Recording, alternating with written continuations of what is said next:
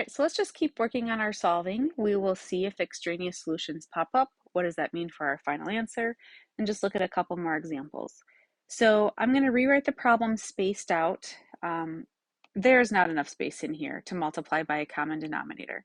So let's rewrite. We have 5x over x minus 2 equals 7 plus 10 over x minus 2. So before we do any solving, let's identify our domain.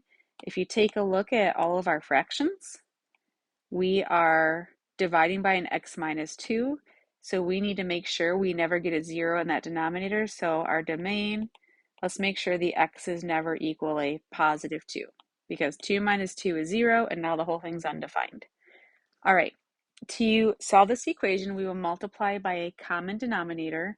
In this example, our only denominators are x minus 2. So we're just going to multiply everything by an x minus 2. So we're going to multiply this by x minus 2, every single term. This 7 gets multiplied by an x minus 2, and this fraction, this last one, gets multiplied by an x minus 2. Now we're going to go through and cancel anything, simplify anything that we can. So this x minus 2 cancels with that x minus 2, leaving you with a 5x equals, nothing canceled in the term with the 7 because there was no fraction, so we still have that. And then plus these x minus 2's cancel, leaving us with 10. So let's go ahead and solve our new equation with no fractions. We're going to distribute that 7. So we have 5x equals 7x. 7 times negative 2 is negative 14 plus 10. We've got some like terms we can combine there. Negative 14 plus 10 is a negative 4. I'm going to carry this over here because I'm creeping into the next equation. I'm going to subtract 7x from both sides, but I'm going to write it off to the right. 5x minus 7x is negative 2x equals negative 4. Divide both sides by a negative 2, so we get x equals positive 2. And then let's do a check back on our domain. We got x equals positive 2. Is that okay? Well, in our domain, we said x cannot equal a positive 2. So this is one of those extraneous solutions that popped up. It's not a true solution to the equation. If we were to plug it back in to check our answer, we would be undefined with these denominators. So we don't have any solutions for this equation. So our final answer is going to be no solution. All right, moving along. These aren't too bad. Let's rewrite our second equation with more space. We've got 3 over x minus 3 equals x over x minus 3 minus x over 4. So before we think about solving, let's identify that domain. If you look at your denominators, x just can't be a positive 3. And now let's find a common denominator because we have different denominators. What are we going to multiply every single term by?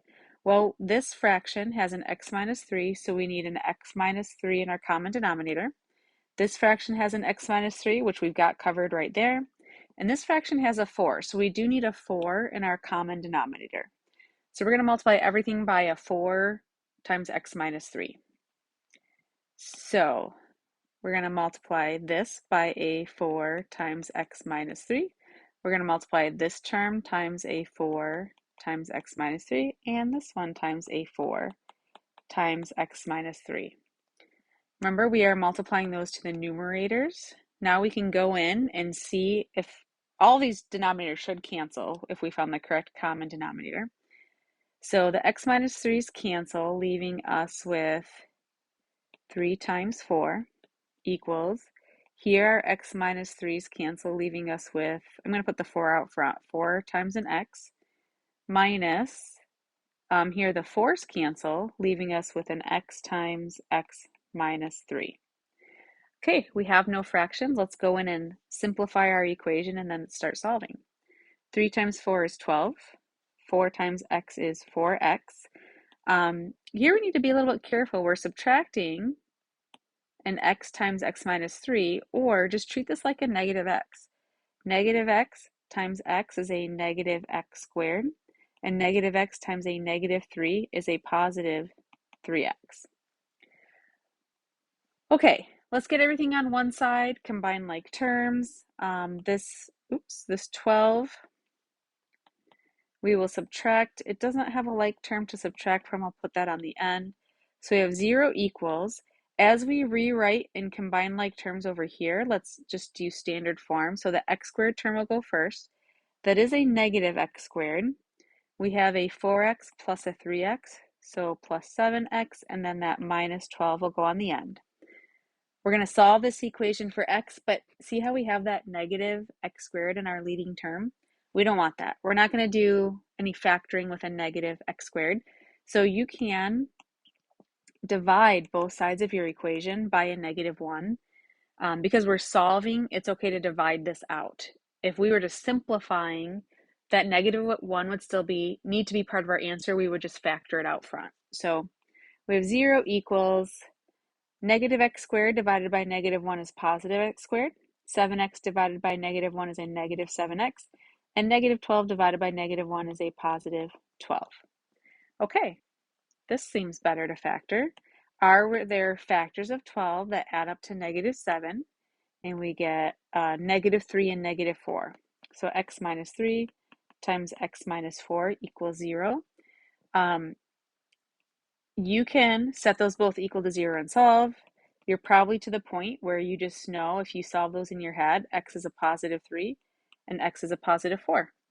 So we got 2 answers, and sometimes 2 answers is great, but just check your domain. Can x equal a 3 and a 4? In our domain up here, we said x cannot be a positive 3. If we look at our answers, we got a 3 for a solution. Can't let that happen. X cannot be a 3. That would give us undefined rational expressions over here. So ultimately, in the end, we just have one solution for x. X equals 4.